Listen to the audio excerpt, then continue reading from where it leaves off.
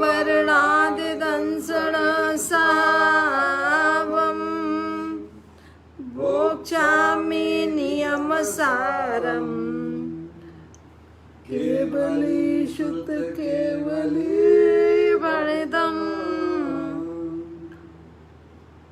नमकर अनंत उत्कृष्ट दर्शन ज्ञानमय जिन वीर को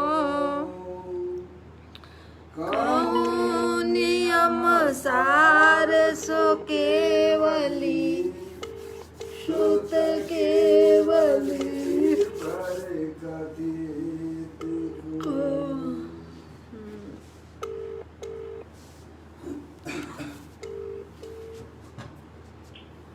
श्री नियम सार जी नामक परम आध्यात्मिक ग्रंथ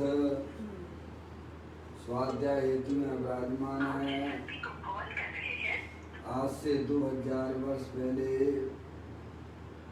इस महान पवित्र ग्रंथ की रचना आचार्य श्री कुंद कुंद देव द्वारा इसी पवित्र भूमि पर की गई।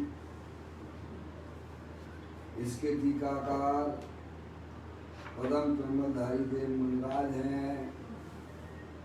ग्रंथ का नाम नियम सार है। नियम से करने योग्य कार्य अपनी आत्मा में सम्यक दर्शन, सम्यक ज्ञान, सम्यक चारित्र रूपी निर्मल पर्याय, पवित्र पर्याय, मोक्ष मार्ग रूपी पर्याय को प्रकट करना है। क्योंकि वह पर्याय स्वयं ही सुख स्वरूप है और अनंत सुख का कारण भी है। अनादिकाल से हमारे आपके आत्मा में पर को अपना जानने वाली, पर को अपना मानने वाली, पर के साथ संबंध रखने वाली ऐसी मोह राग देश रूपी मलिन पर्याय, अपवित्र रूप पर्याय प्रकट है, जो स्वयं दुख स्वरूप है और अनंत दुख का कारण भी है। ऐसी मोह राग देश रूपी मलिन पर्याय का अपनी आत्मा में से उस पर्याय का अभाव करना है और सम्यक दर्शन ज्ञान चारित्र रूपी निर्मल पर्याय, पवित्र पर्याय, मोक्ष मार्ग रूपी पर्याय को प्रकट करना है। ऐसे कार्य की प्राप्ति जिनवाणी माता के द्वारा अपने आत्मा के स्वरूप को पहचानना, अपनी जो आत्म वस्तु है वह परद्रव, प्रभाव और पर्याय से भी भिन्न अखंड ज्ञान ज्योति स्वरूप है। ऐसे ज्ञायक प्रभु परमात्मा का माँ जिनवाणी माता के द्वारा परिचय करके तत्पश्चात शरीर रागादि ये सब कर्मकृत वस्तुएं हैं, इनका हमारे आत्मा के साथ में किसी भी प्रकार का कोई संबंध नहीं है। इस प्रकार सम्यक विज्ञान पूर्वक शरीर रागादि की रुचि छोड़कर अंदर में जो अखंड ज्ञान ज्योति स्वरूप भगवान आत्मा है उसमें ही अपनापन स्थापित करना, उसी को ही निज रूप से जानना, उसमें ही अपनी वर्तमान पर्याय को मग्न कराना, उसे ही अरियंत परमात्मा ने धर्म कहा है। उसकी चर्चा आचार्य भगवंतों ने, मुनिराजों ने एक एक गाथा, उसकी टीका और कलशों के माध्यम से हमें अपने आत्मा के स्वरूप को यहाँ पर समझाया है। देखिएगा, यह परम आध्यात्मिक ग्रंथ है जिसका नाम श्री नियम सार जी है, जिसके सातवें अधिकार की चर्चा हम और आप यहाँ पर पढ़ रहे हैं, जिसका नाम है परम आलोचना अधिकार, जिसके कुछ कलशों की चर्चा यहाँ शेष रह गई है। उसको अपन यहाँ स्वाध्याय हेतु चल रहे हैं। 177वें नंबर का कलश है, पाठ करता हूँ। सात तत्व में प्रमुख सहज संपूर्ण विमल है, निरावरण शिव विशद नित्य अत्यंत अमल है। उसे नमन जो अति दूर मुनि वचनों से, पर पंचों से बिलग आत्म आनंद मग्न है। यहाँ पर परम परमधारी देव शुद्धात्मा की महिमा को बताते हुए यही समझाने का यहाँ प्रयत्न किया जा रहा है कि सात तत्वों में एक अपना जो सहज परम तत्व शुद्धात्म जो वस्तु है वह परम पवित्र है, निर्मल है, जबकि संवर निर्जरा मोक्ष की पर्याय भी निर्मल है। उसके समक्ष कहते हैं कि वह शुद्धात्म वस्तु तो परम निर्मल है, पवित्रता का भंडार है। तो कहते हैं सात तत्वों में सहज परम तत्व वह निर्मल है। और फिर उन्होंने कहा कि यह कैसा है वह शुद्धात्म वस्तु, तो कहते हैं त्रिकाल निरावरण स्वरूप है, उसके ऊपर किसी भी प्रकार का कोई आवरण नहीं है। द्रव्य कर्म, भाव कर्म, नौ कर्म का भी उसके ऊपर कोई आवरण नहीं है। ऐसा त्रिकाल निरावरण स्वरूप है। और कैसी है वह शुद्धात्म वस्तु, तो कहते हैं कि शिव है। शिव यानी आनंद की मूर्ति है, कल्याण स्वरूप है। समझ आप? ऐसी वह चैतन्य वस्तु है। और कैसा है वह शुद्धात्म वस्तु, विशद नित्य अत्यंत अमल है।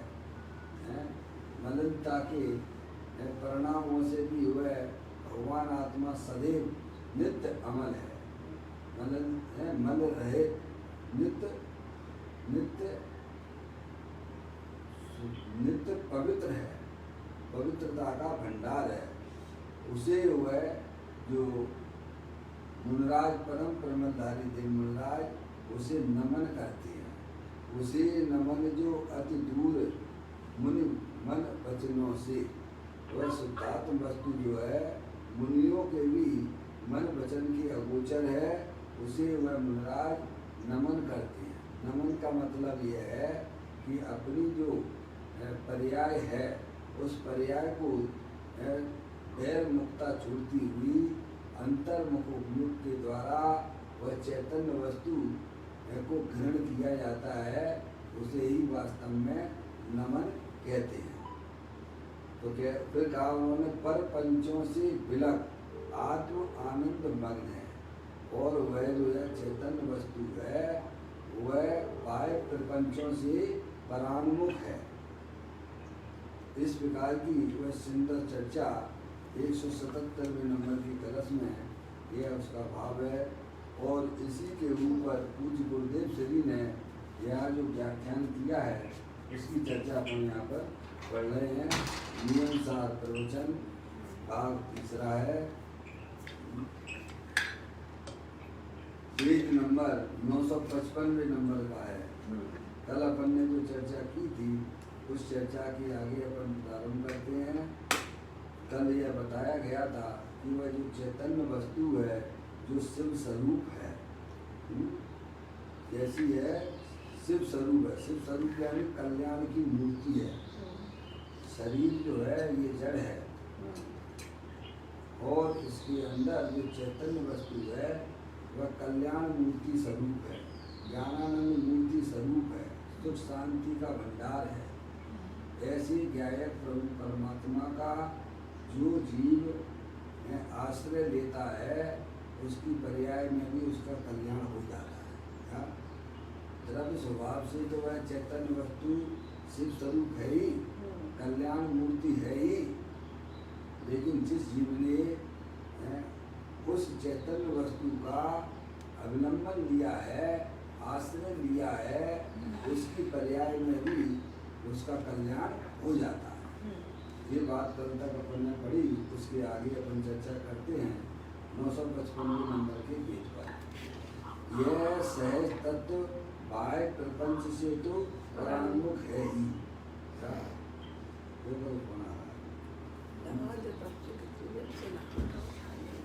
कहते हैं यह सहज तत्व बाह्य प्रपंच से तो परान्मुख है ही।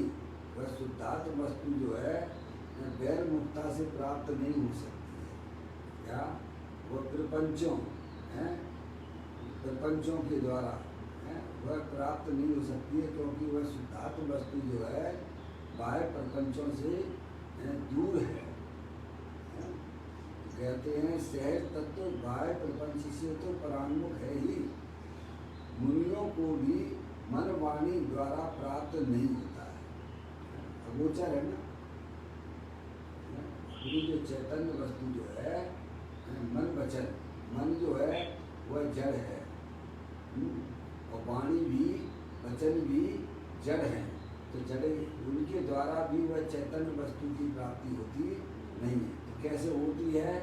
तो कहते हैं निर्मल पर्याय के द्वारा वह चैतन्य वस्तु की प्राप्ति हो जाती है। जैसा आप पढ़ते ही हो मंगलाचरण में आचार्य अमृतचंद देव का समय सारजी में नमा समय साराए स्वान बुद्धिया चकास्ती, यानी निर्मल पर्याय के द्वारा वह चैतन्य वस्तु की प्राप्ति होती है।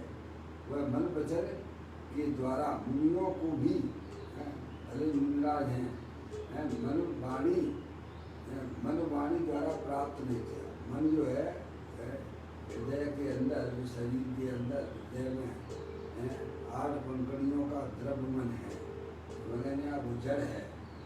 और वाणी तो जो है यह भी जड़ है, वचन जो है वो जड़ है, वे भाषा वर्णा है। उनके द्वारा भी यह चैतन्य वस्तु की प्राप्ति नहीं होती है। तंता मनता वचनता जड़ता जड़ संवेद लघुता गुरुता गमनता, ये सब अजीविके खेल क्या है? मन भी क्या है?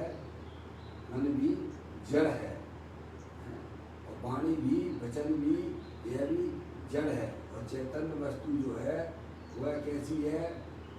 अमूर्तिक है, अरूपी है, मन वचन के पार है। तो कहते हैं मुनियों को भी मन वाणी द्वारा प्राप्त नहीं होती है। मुनियों के अंतरंग अनुभव में निरंतर बरत रहा है।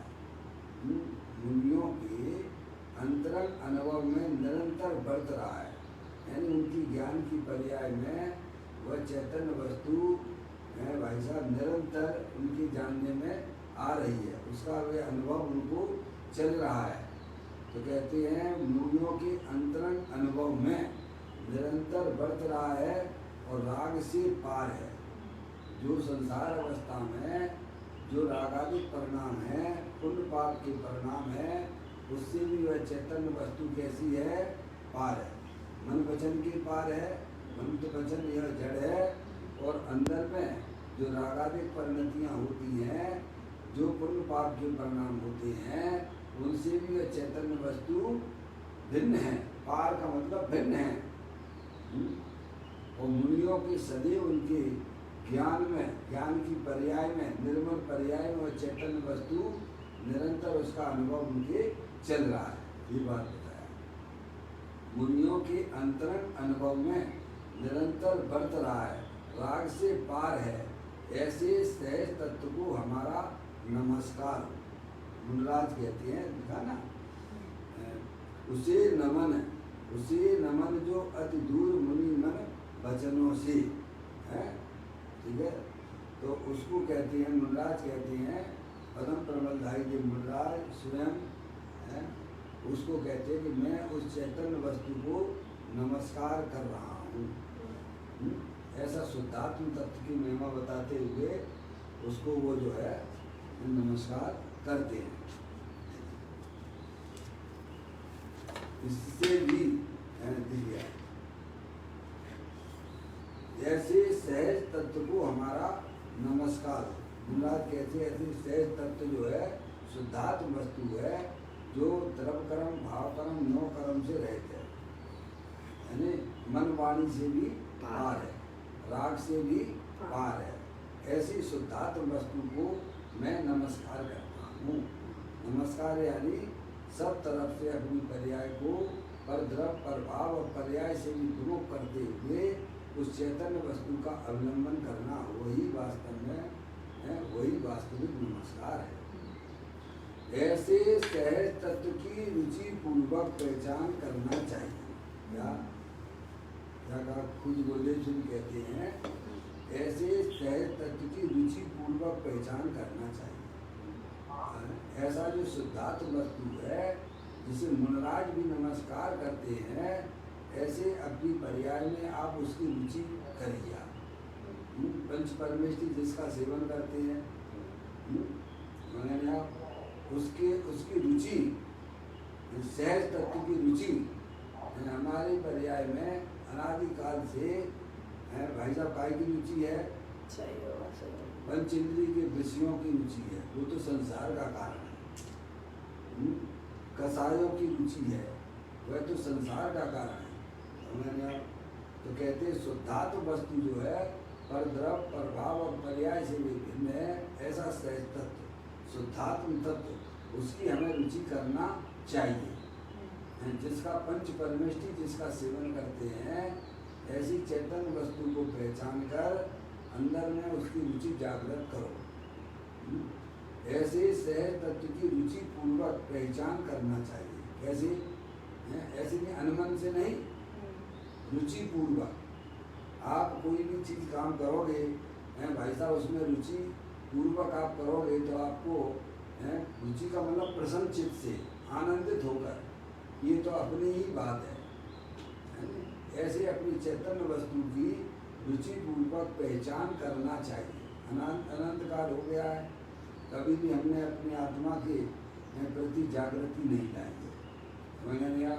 तो कहते हैं रुचि पूर्वक जिस शुद्धात्म वस्तु को आचार परमेष्टि जिसे नमस्कार करते हैं, उसका अवलंबन लेते हैं, निरंतर उसकी पर्याय में वितराग अतीन्द्रिय आनंद की धाराएं चल रही हैं।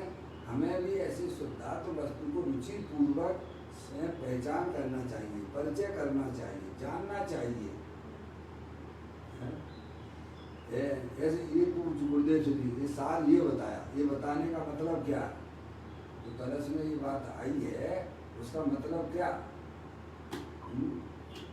आचार परमेष्टि हैं, मुनराज हैं, वे निरंतर शुद्धात्म वस्तु का सेवन कर रहे हैं, अनुभव कर रहे हैं। भाई साहब, वो चीज आपके पास में भी, आप स्वयं भी हो, स्वयं हो आप, लेकिन हमें अपने आत्मा के प्रति कभी पर्याय में जागृति नहीं आई है। हमारी पर्याय में तो निरंतर पंच इंद्रिय के विषय भोगों की रुचि विद्यमान है, वह तो संसार का कारण है। मुकेश भाई,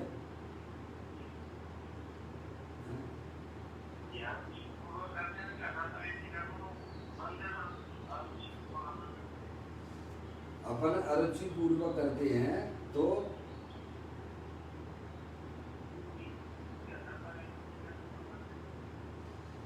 वो तो सभी कर्मों का बंद होता है, असाता वेदनी का ही नहीं होता है। हर समय जो है 7 कर्मों का बंद तो हमेशा हो ही रहा है, सभी संसारी जीवों को हो रहा है 7 कर्मों का।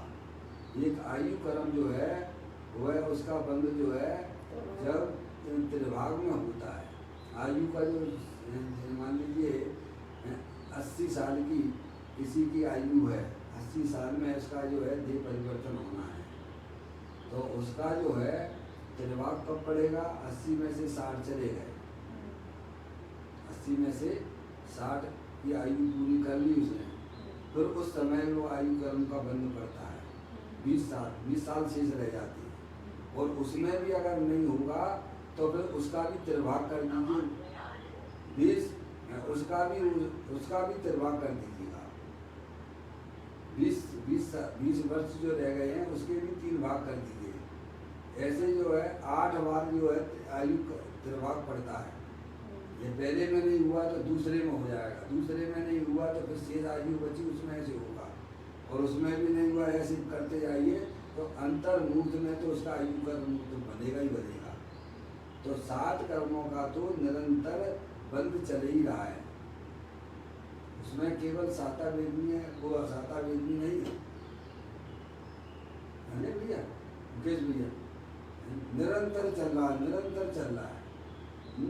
और पर्याय में जागृति हो जाती है तो फिर क्या होता है, नए कर्म नहीं बनते हैं और पुराने कर्म जो है वे निर्जीवित हो जाते हैं। जो हमारी आत्मा के साथ में 8 कर्मों का जो संयोग है फिर वे जो है उन कर्मों की निर्जरा होनी चालू हो जाती है। जब मुकेश भैया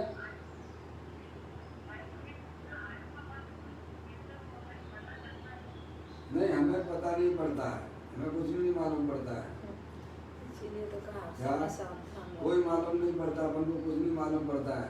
अपन को तो ये मालूम है कि सर्वज्ञ परमात्मा की कही हुई बातें कब सावधान करना पड़ेगा। क्या अपन को कुछ भी नहीं मालूम पड़ता है कि जो है अपनी आयु कब पूरी होने वाली है, कब त्रिभाग आया, कब कौन सा त्रिभाग पड़ा, अपन को कुछ भी नहीं मालूम है।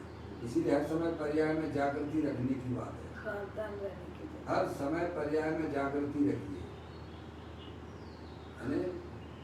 देखो जागृति रहेगी तो जो है आप कर्मों के बंधन से बच सकते हैं। और अनादिकाल से हमने अपनी आत्मा का ज्ञान नहीं किया है, निरंतर हमारे आत्मा के साथ में उन कर्मों का बंध चला आ रहा है। अपन को मालूम नहीं पड़ता है, सदमस्त जीव नहीं जान पाता है कि भाई साहब मेरी आयु है। अब देखो अवध ज्ञानी तो है नहीं, केवल ज्ञानी का तो अभाव हो ही गया है। समझ अपने तो बता रहे थे कि भाई साहब जैसे वो सेठ थे उनको बता दिया था मुनराज ने कि तुम 7 दिन के बाद जो है तुम्हारी मृत्यु हो जाएगी, 7वें दिन में तुम्हारी मृत्यु हो जाएगी, ऐसा वर्तमान योग में आता है ग्रंथों के अंदर है। और ऐसी ऐसी घटनाएं घटेंगी। तो अब कोई अवध ज्ञानी भी नहीं बचे हैं जो ये बता पाए कि भाई साहब केवल ज्ञानी का तो अभाव चल ही रहा है ना। तो अवध ज्ञानी मुनराज भी उनका भी अभाव ही है, तो अपन जान नहीं सकते। समझ रहे भैया? तो अपना तो यही है कि अपन अपनी पर्याय में हर समय जागृत है। कहते हैं बंद समय क्यों चेतते, क्यों चेत, उदय समय तू चेत। अभी सावधानी रखिए आप। नहीं उदय समय, बंद समय चेत, और उदय समय क्या चेतत है। हाँ, बंद समय तू चेत। इसलिए भगवान ने बताया अरिहंत परमात्मा की कई हुई बातें हैं और तर्क से, युक्ति से, न्याय से, लॉजिक से समझने की बातें हैं। पर्याय में जागृति हो जाती है तो वो जो है कैसा में फिर जो है नए कर्मों का बंध रुक जाता है। और जो है पुराने कर्म जो हमारे आत्मा के साथ में बंधे हुए हैं उनकी निर्जरा हो जाती है। आप तो अनादि अनंत भगवान आत्मा हो ना भाई, जागृति लाइए आप। ये हमारा धर्म है, आत्म जागृति धर्म है। अनादिकाल से हमने जो है अपने आत्मा की सुध ही नहीं की है, इसीलिए संसार मार्ग चल रहा है और पर्याय में दुख भी चल रहा है। आप जब सावधान हो जाते हो तो देखिएगा कैसे में आप जैसे शरीर में रोग हो गया, होता ही है, शरीर तो रोगों का घर है। असाता वेदनी कर्म की वजह से रोग भी हुआ। आपको मालूम पड़ गया कि साहब मेरे को डायबिटीज है, मुकेश भैया चेक कर लिया आपने, मालूम पड़ेगा डायबिटीज है, आप उसमें सावधान हो गए तो वह रोग बढ़ेगा क्या? नहीं बढ़ेगा। आपको ये ज्ञान हो गया कि भाई साहब मेरे को डायबिटीज की बीमारी है, तो आपको डायबिटीज की बीमारी है तो क्या जो डायबिटीज को बढ़ाने वाली चीज़ें हैं क्या उनका आप सेवन करेंगे क्या?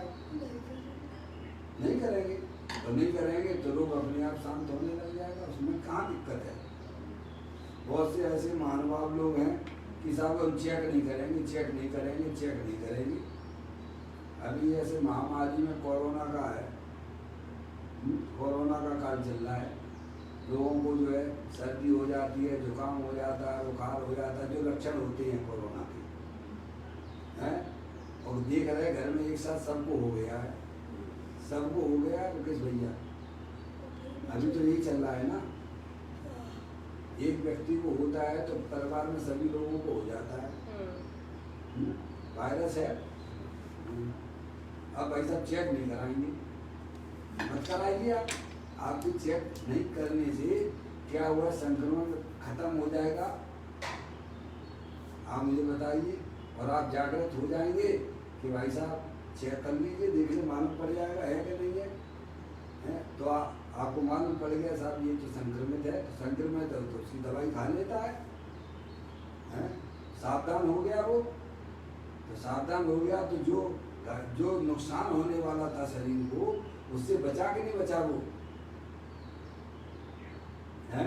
मैंने देखा है बहुत से ऐसे हैं, हमारे मिलने वाले पर सभी के रहते हैं, तो मैं तो कहता हूँ नहीं साहब वो मेरे को कुछ भी नहीं है, मेरे कुछ भी नहीं है, मेरा कोई कोरोना नहीं है क्या।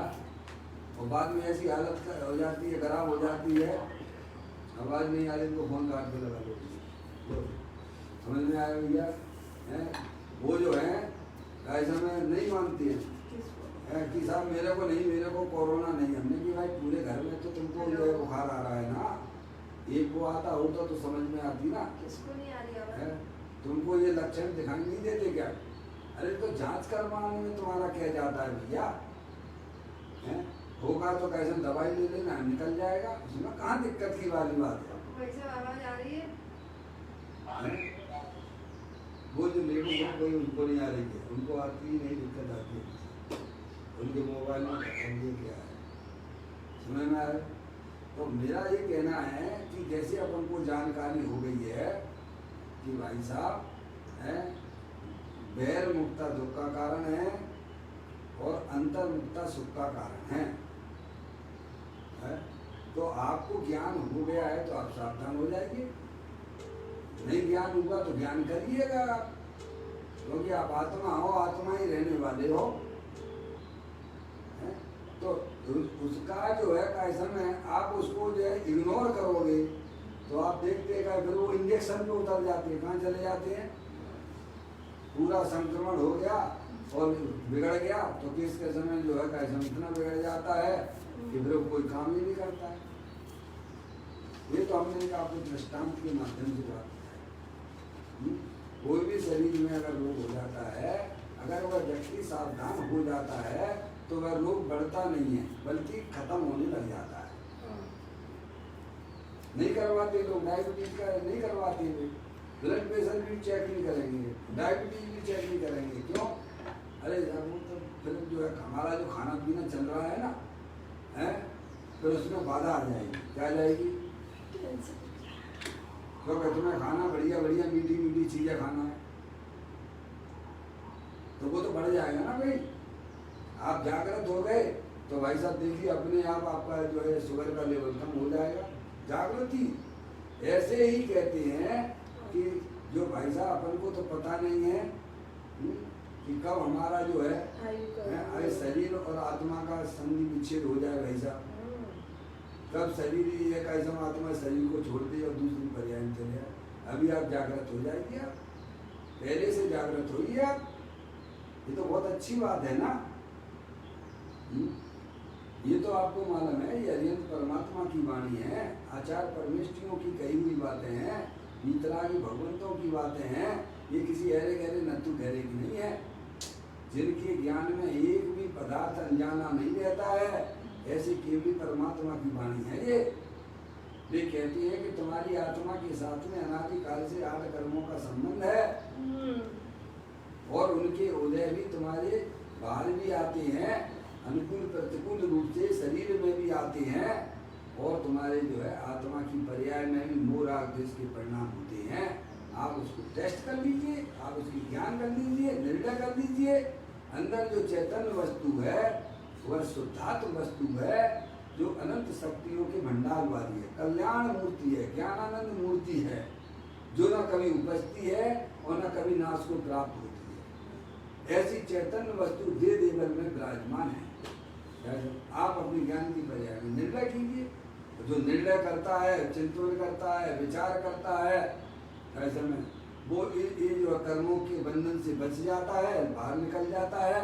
और जो कहीं नहीं सुनता है, अपनी अपनी आँखता नहीं, खाओ पियो मौज करो, खूब का हिंसा के, झूठ के, चोरी के, कुशील के परिक्रम में प्रवृत्त हो रहा है। बोलो आत्मी रहेगा? ऐसा तो नहीं है कि वो अनात्मा हो जाएगा भाई। बताइए आप मुझे, वह जो है अज्ञानी जीव है, निरंतर पंचेंद्रिय के विषयों में मस्त हो रहा है, तो कितने दिन रहेगा मस्त, ये बताओ। मनुष्य पर्याय कितने समय की है हमारे आपके पास में? फिर बाद में तो आप कहीं जाओगे कि नहीं जाओगे? कुछ गुरुदेव श्री ने यही तो कहा, दृष्टि में यही बात तो कही, तू थोड़ा विचार तो कर, कितनी दुर्लभ से मनुष्य पर्याय मिली है। बकरी के पेट में चला जाएगा, बकरी के पेट में चला जाएगा, वही का समय जो है पड़ा रहेगा भाई साहब। अरे वह भी संगी पंचेंद्रिय त्रियंश की मिलना भी दुर्लभ है किस भैया। अधिकांश तो यह एक इंद्रिय और वहीं पर पड़ा है। क्या रहने का स्थान इस आत्मा का या तो निबोध में है या फिर सिद्ध परमात्मा बन के रहने का है। दो इंद्रिय से लेके संगी पंचेंद्रिय तक जीव यह तो घूमने फिरने की है। 2000 सागर के लिए त्रस पर्याय में यह जीव आता है, अनंत काल पार। समझ जाओ, यह कोई जरूरी नहीं है कि वहां से यह जीव निगोद से एक इंद्रिय से निकला है और त्रस पर्याय 2 इंद्रिय की प्राप्त की और भाई साहब तुरंत वापिस भी हो सकता है, तुरंत वापिस भी हो सकता है। जैसे कितना भी खिलाड़ी हो, है क्रिकेट खेलने वाला, और तो पहली बॉल पे आउट हो जाए, या कहो वह पूरा मैच खेल ले भैया, है। ये बहुत अच्छी बात है कि भाई साहब अपन को पता नहीं है तो आप सावधान हो जाइए। आपको ये तो मालूम है कि आप आत्मा हो, गंदे काम अपन को नहीं करना है। इसीलिए योगेंद्र महाराज ने योगेंद्र महाराज ने योग सार ग्रंथों में ये बात लिखी है। 14वें नंबर की गाथा है, हे योगी परिणामों में ही बंध है और परिणामों में ही मुक्ति है, इसीलिए तो परिणामों को पहचान। किसको पहचान? अरे ये तो अपन पहचान सकते हैं कि नहीं पहचान सकते हैं कि हमारे परिणामों में क्या चल रहा है। भले हमें ये तो नहीं मालूम है कि हमारी आयु कब आयु कर्म पूरा होगा, ये नहीं मालूम है, कोई बात नहीं, पर ये तो समझ में आता है कि हमारे परिणाम क्या कर रहे हैं, कि ये भी समझ में नहीं आता है। अरे आपको समझ में नहीं आएगा तो क्या धर्म द्रव, पुद्गल द्रव, अधर्म द्रव, आकाश द्रव, काल द्रव को समझ में आएगा भैया? क्या जगत में एक आप ही समझदार और समझदार होकर बेवकूफ जैसी बातें करो तो हमको नहीं मालूम हमारे परिणाम में क्या होता है। ये तो नहीं चलेगा मुकेश भैया, है?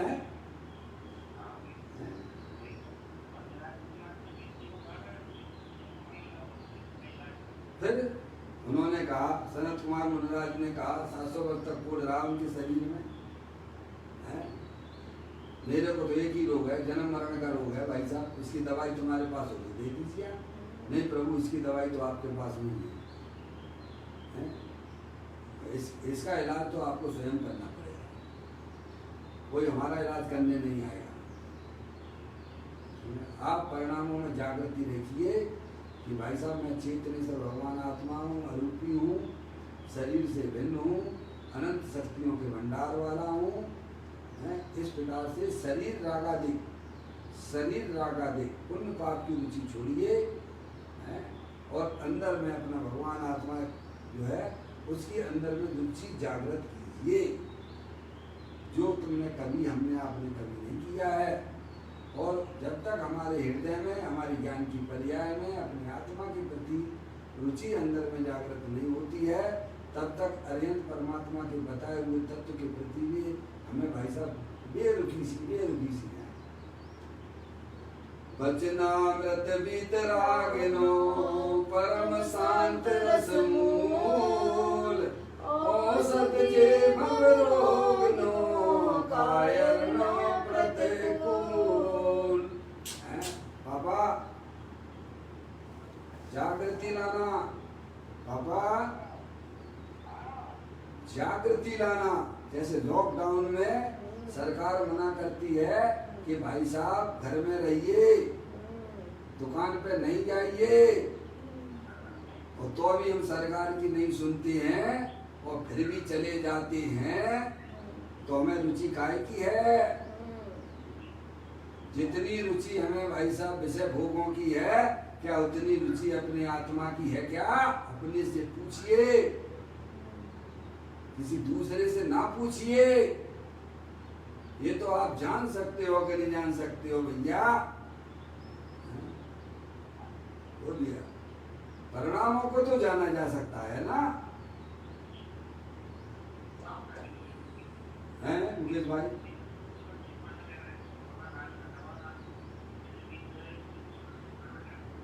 दोबारा बोले, थोड़ा मेरे को आवाज आपकी कम सुनाई दे रही है। हाँ बोलो।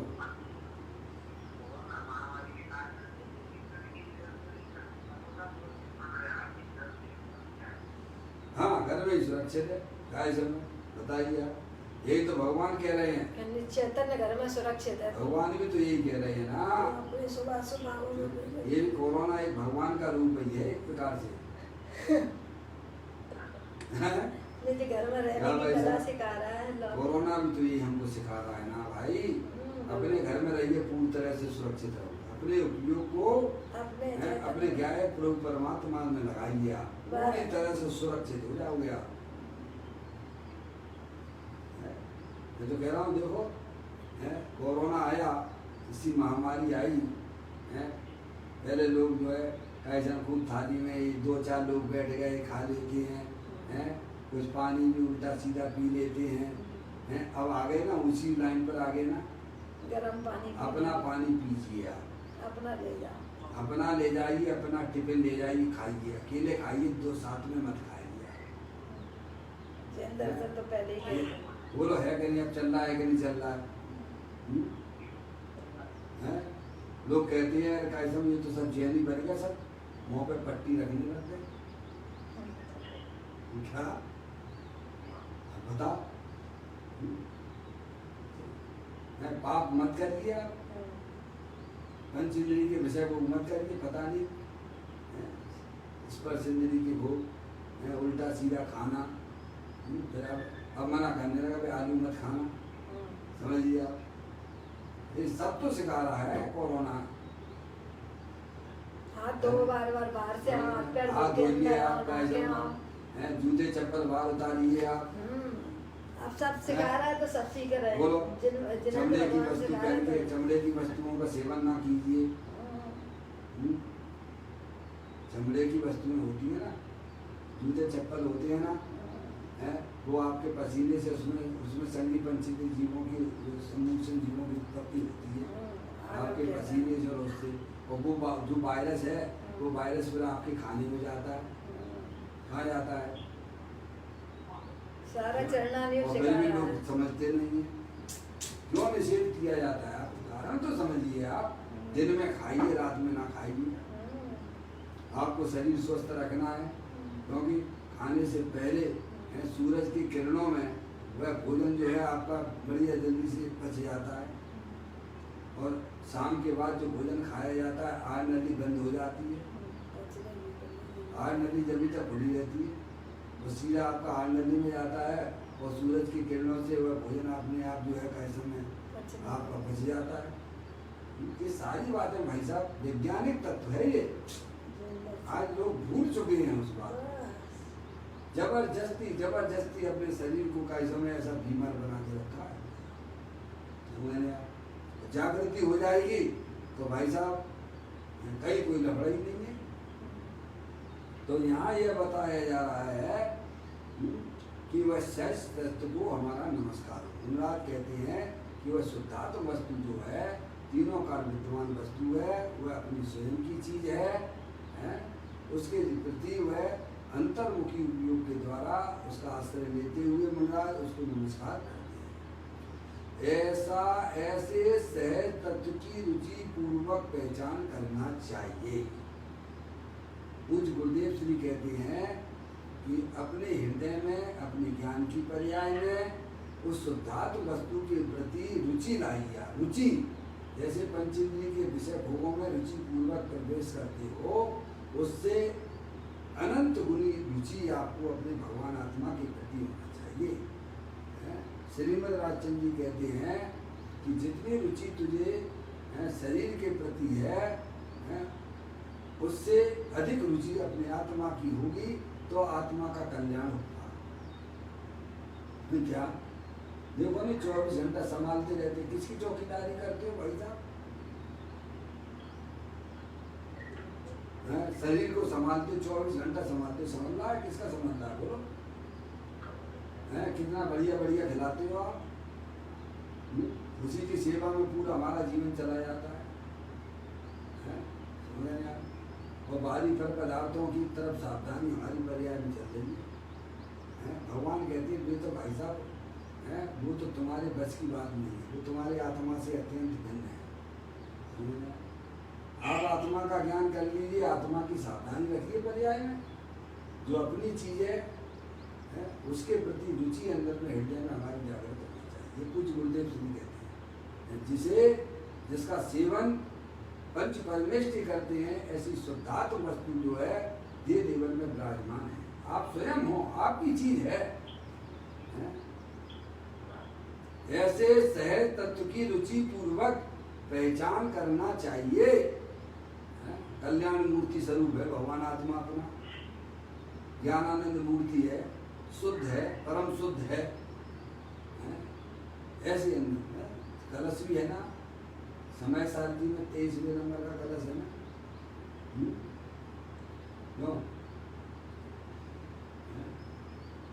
कलश 23वें नंबर का, इसमें ही 23वें नंबर का कलश है। मैंने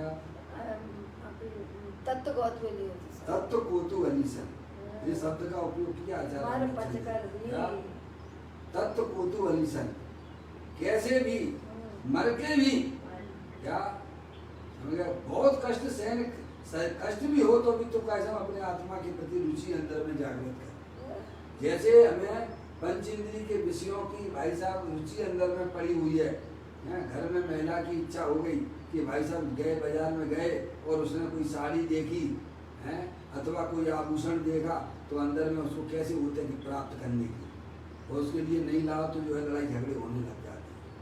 क्या भाई साहब कितनी रुचि है पर की, कोई चीज़ देखी भाई साहब हमारे घर में भी होना चाहिए, उसे प्राप्त करने की। ऐसी ज्ञानी कहती हैं कि अंदर में अपनी आत्मा के प्रति रुचि हो, मर बचकर भी।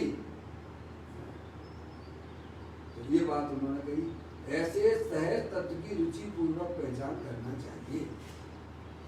इसके अलावा सब व्यर्थ है। क्या है?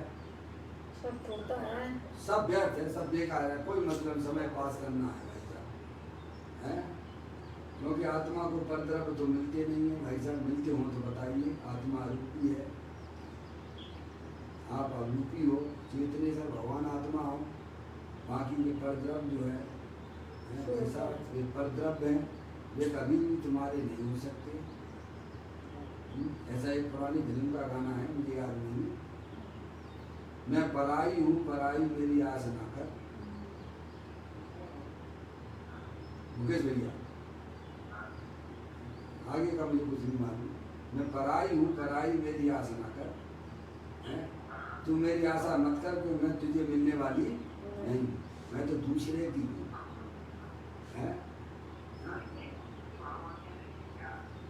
क्या कह रहा मुकेश भाई? पराई परद्रव्य है ना, है उस पर साइन बोर्ड, उस पर बोर्ड पे लिखा हुआ है भाई साहब, हर द्रव्य के ऊपर लिखा हुआ है। कि भाई साहब मैं तुम्हारी वस्तु नहीं हूँ, तुम्हें मेरे से कोई मैं तुम्हें मिल ही नहीं सकता हूँ, चाहे कितना भी तुम अपने चाहे मान कितना लो। भी तुम प्रयत्न करो, जो तुम्हें करना हो करो, वो तो पराई। मैं तुम्हारे पास कभी आने वाली नहीं हूँ। क्या जब आपको मालूम है कि रेत में से तेल नहीं निकलेगा तो क्या करते हो भाई साहब? नहीं निकालते। हैं कितना पुरुषार्थ करोगे आप? ऐसे ही ज्ञानी जीवों के ज्ञान में ये बात जच गई है कि मेरा तो एक शुद्धात्म वस्तु है, मैं एक शुद्ध सदा रूपी ज्ञान द्रग हूँ यथार्थ से, कुछ अन्य वो मेरा नहीं, परमाणु मात्र नहीं है। ऐसा ज्ञानी जीव ने विश्व व्यवस्था को पहचान कर है भाई साहब पर द्रव्य के प्रति जो रुचि बाहर में जा रही थी उस पर लग गया ग्रह। क्या लग गया? हाँ, तो अब जो है उपयोग अब कहाँ है? उसके लिए बैठने के लिए तो ये भगवान आत्मा ही मिला ना।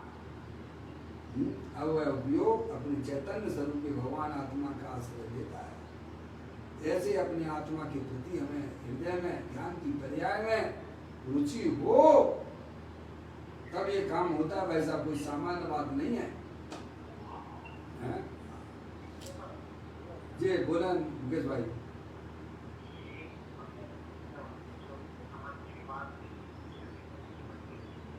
नहीं देखिए आप देखिए क्या है, रुचि नहीं रहती है फिर राग रहता है।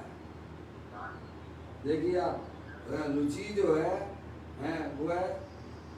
वह श्रद्धा गुण का सम्यक परिणमन है अपने आत्मा की रुचि।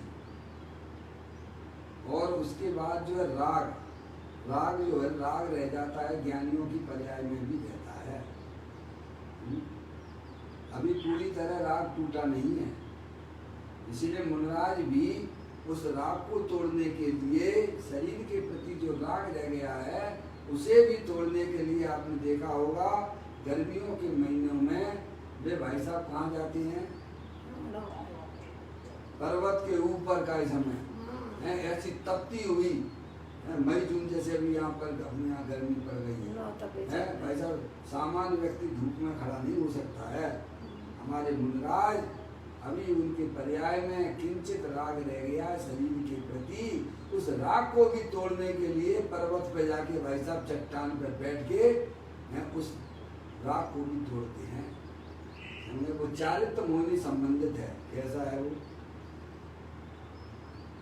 तो पहले सबसे पहले रुचि यानी श्रद्धा गुण का जो परिणमन अभी अनादिकाल से मिथ्या परिणमन चल रहा है। शरीर है सो में एकत्र बुद्धि शरीर के प्रति एकत्र बुद्धि अनादिकाल से जीव की चली आ रही है। उसे ज्ञानी वस्तु स्वरूप को जानकर भाई साहब वह रुचि का परिणमन बदल जाता है कि मैं तो चेत विसर भगवान आत्मा हूँ। तो मैंने ऐसे अंदर में हृदय में रुचि अपनी आत्मा की रही। अब फिर जो है अभी पूर्ण रूप से एक ऐसा में उसकी पर्याय में वीतराग दशा की प्राप्ति तो हुई नहीं है। अभी रागादिक पुण्य पाप के परिणाम शेष रह गए हैं। क्या सम्यक दृष्टि जीव भी है, अभी उसके परिणामों में पाप का परिणाम भी होता है, पुण्य का परिणाम भी होता है। आपके आदिनाथ भगवान प्रथम नायक कितने वर्ष की उनकी शरीर की आयु थी? 84 लाख पूर्व की है नहीं, 83 लाख पूर्व तो वे राजपाट में रहे। सम्यक दृष्टि थे कि मिथ्या दृष्टि थे? सम्यक दृष्टि थे, समझ लिया। और कितने वर्षों तक का समय राजपाट करते रहे भाई साहब। तो बिना राग के करते होंगे कि बीतरागी की तरह भगवान की तरह का ऐसे बैठे रहते होंगे। वो जो है बच्ची का नृत्य देख रहे वो लोग नीलांजना का है, तो वो बिना राग के देखते होंगे क्या? भरत बागवली जी हैं, सम्यक दृष्टि हैं, छाय सम्यक दृष्टि जीव है। लड़ाई झगड़े भी करते हैं भाई साहब, होता है। न्याय की लड़ाई लड़ते हैं, पागलों की लड़ाई नहीं लड़ती है। अन्याय को बिल्कुल भी नहीं चाहते हैं। रामचंद्र जी हैं, छाय सम्यक दृष्टि है, उसी भव से मोक्ष जाने वाले, उसी भव से मोक्ष गए। पर्याय में राग सीता के प्रति देखो पेड़ों से पूछते फिर रहे, तो वो चारित्र मोहिनी संबंधित है। समझ गए ना। तो शरीर के प्रति जो है पहले जो है रुचि, एकत्व बुद्धि, एकत्व ममत्व चला आ रहा था। सच्चा ज्ञान होने पर वह एकत्व ममत्व तो छूट जाता है। अब फिर शरीर संबंधित राग अभी विद्यमान है, ज्ञानियों को भी रहता है, लेकिन वह अपनी आत्म साधना से, आराधना के द्वारा उस राग को भी तोड़ते हुए, अंदर में विज्ञान घन होते हुए, आनंदित होते हुए कैसे में मोक्ष मार्ग को साधते हैं। तो कहते हैं, हाँ बोला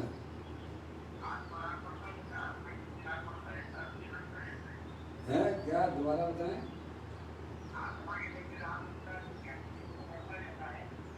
आत्मा के प्रति राग, हाँ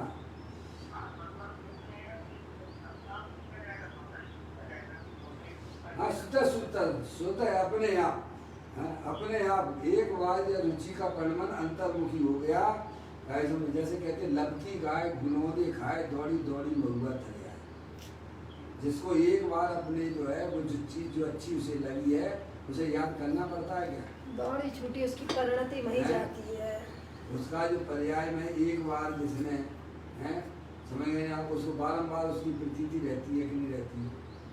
स्त्री है, पुरुष है, उन्होंने भोग किए, क्या समझ गए आप, उनको उसमें अच्छा लगा तो बार बार उनको याद करना पड़ता है कि सहजी आता है? ज्ञान का भी अपने आप बनता रहता है।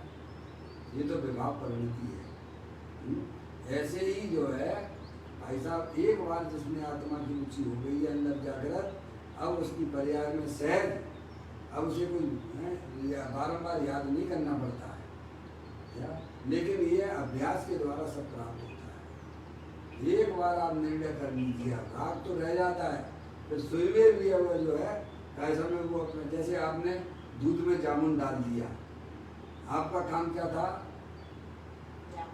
जामुन डाल दिया, अब वो अपनी सहज प्रक्रिया में चला गया है।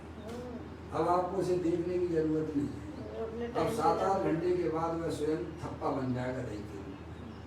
ऐसे ही ज्ञानियों ने समझ गए आप, सच्चा ज्ञान किया, वस्तु स्वरूप का ज्ञान किया, फिर वो जो है अभ्यास के द्वारा, आज आने वाली है चर्चा 9 बजे 9:30 बजे चर्चा आने वाली है, प्रश्न किया ही गया वहाँ पर कि भाई साहब इसमें क्या कमाई है, उसकी चर्चा अपन 9:30 बजे करें।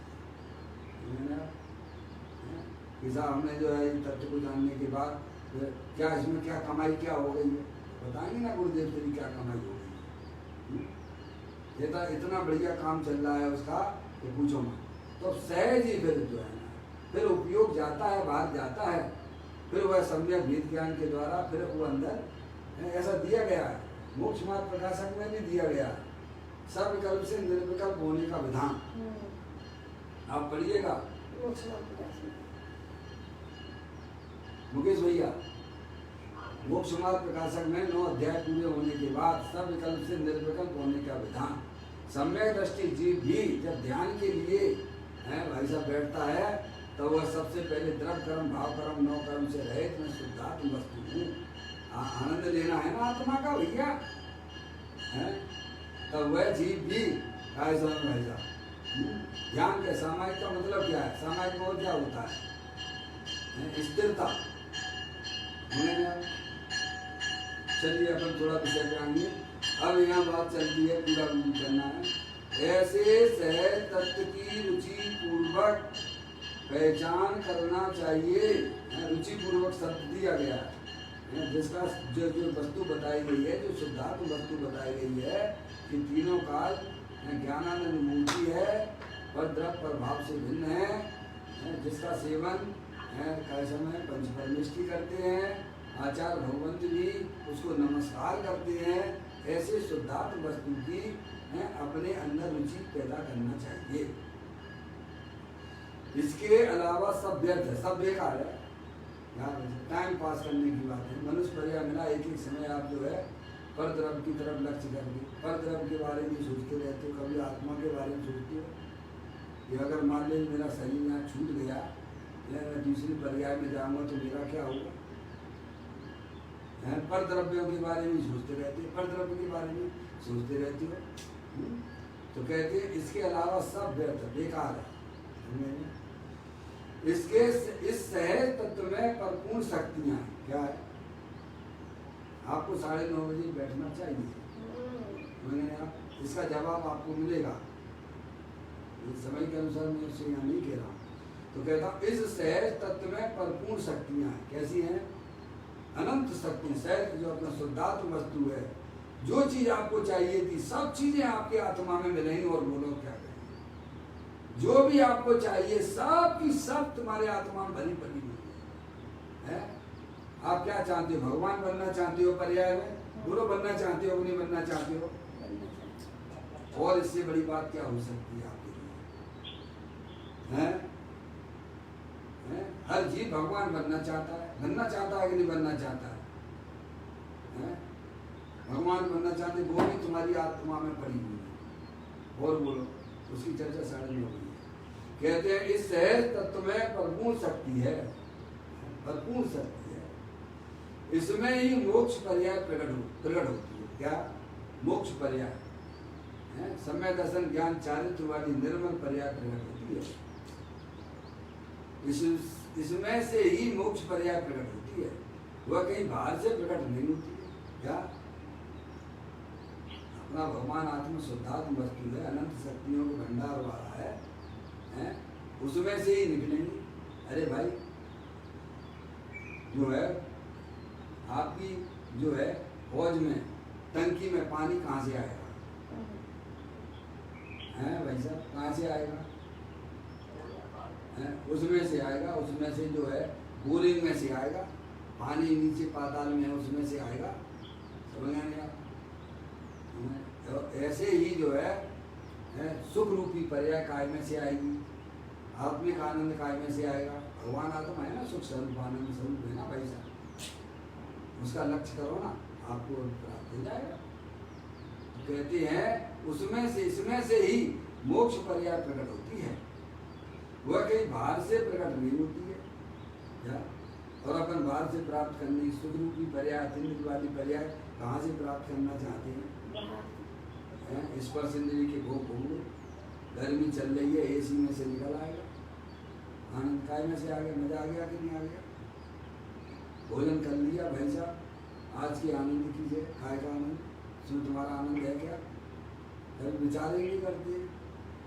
आनंद हो तो भाई साहब खाते रहिए ना, खाते रहिए। कौन मना कर रहा है?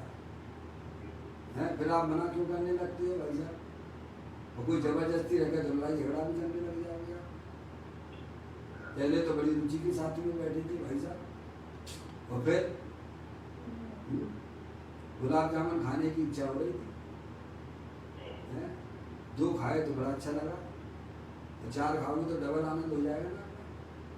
और 8 खाओगे तो बढ़ता जाएगा ना आनंद अपना। बताइए कहाँ है उसमें? ऐसे स्पर्श इंद्रिय के विषय, जब स्पर्श इंद्रिय के विषय में आनंद है तो भोगते रहो ना। कौन मना करता? क्यों हटते हो वहां से? कभी ये विचार ही नहीं करता है। भगवान कहते हैं तेरा आत्मा स्वयं सुख स्वरूप है, तू अनादिकाल से भूला हुआ है, तूने कभी अपनी आत्मा की खबर नहीं की है, अब तू जागृत हो जा। कहते हैं कई बार से प्रकट नहीं होता है। इसीलिए टीकाकार आचार्य कहते हैं कि हो मुनियों को भी मन वाणी से पार है, निर्विकल्प पर्याय से ही अनुभव गम होता है। क्या? कैसे प्राप्त होता है? मन वचन का है तो जो है ये जड़ है। देखो आपके जो है पंडित बनारसी दास जी ने एक छंद लिखा है, बहुविध क्रिया कलेश सो शिव पद लहे न कोय, ज्ञान कला प्रकाश सो सहज मोक्ष पद होय। ज्ञान कला घट घट विषय जोग जुगुत के पार। क्या मतलब? ज्ञान कला घट घट विषय, ज्ञान ज्योति सबके जीवों के अंदर जल रही है, सब भगवान आत्मा है। ज्ञान कला घट घट विषय जोग जुगुत के पार। जोग जुगुत यानी पंच इंद्रिय और मन के पार है वह भगवान आत्मा। तो कैसे प्राप्त होगा? ज्ञान कला ज्ञान कला प्रकाश सो सहज मुक्ति पद हो क्या, वो कला को अपने पर्याय में प्रकट करो तो भाई साहब मुक्ति आपको सहज ही प्राप्त हो जाएगी। ऐसी अद्भुत बातें हैं कि बहुविध क्रिया कलेश सो शिव पद रहे ना कोई।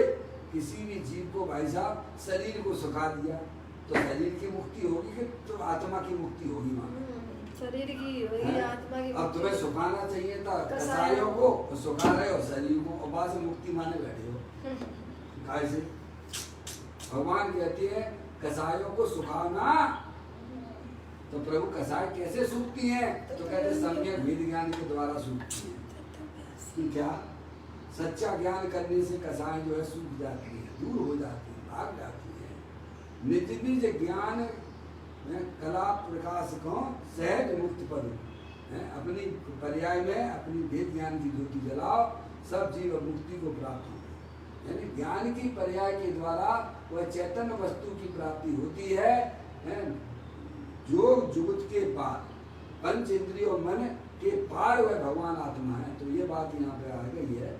तो कहते हैं टीकाकार कहते हैं कि वो मुनियों को भी मन वाणी से पार है, जो जुगत के पार है वह चैतन्य वस्तु।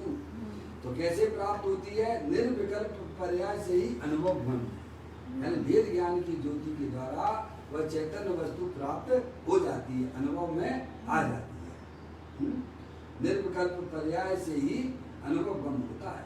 ऐसे परम महिमा बंत सहज तत्व में ही हम नमती हैं। ये मुल्लाद कहते हैं, आचार्य भगवान कहते हैं कि हमारी पर्याय तो अपने चैतन्य स्वरूपी भगवान आत्मा की तरफ निरंतर झुकी हुई है। उसी को मैं सब सेवन कर रही है अपने भगवान आत्मा। समझ रहे? आप बनावे आप ही खावे और खावत नहीं। ये ऐसा मार्ग है मोक्ष मार्ग का। आप ही बनाता है और आप ही खाता है। स्वयं आप मेहनत करिए, पुरुषार्थ करिए, आप स्वयं ही उसके रिजल्ट भी आपको पर्याय में दिखेंगे भाई साहब। तो कहते हैं वह परम महिमा बंत सहज तत्व में ही हम नमते हैं, परिणमते हैं। इसका नाम संवर और धर्म है। यह परम आलोचना अधिकार, यह अधिकार जो परम आलोचना अधिकार है, इसमें इसके अंतिम गाथा के ऊपर लिखे हुए आचार्य पदम प्रबंधारी देव द्वारा अंतिम गाथा थी ना, उनकी 112वें नंबर की है ना, 112वें अंतिम गाथा इस अधिकार की है।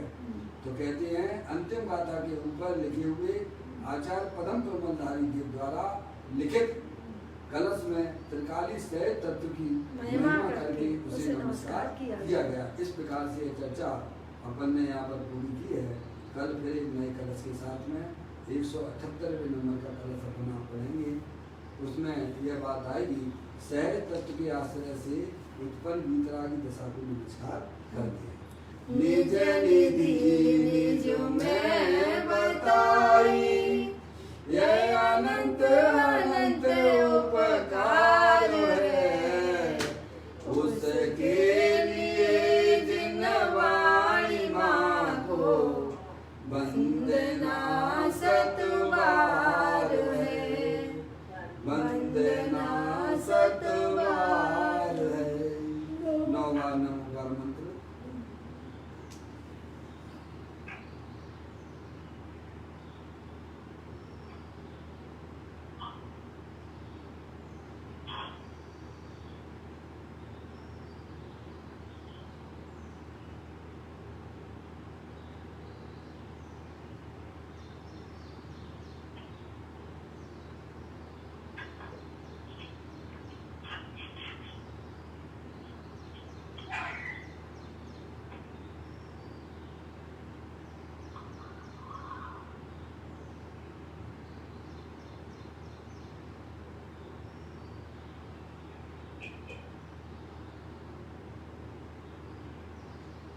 गुरुद्वार जर्मनी माता की जय, महान जैन धर्म की जय।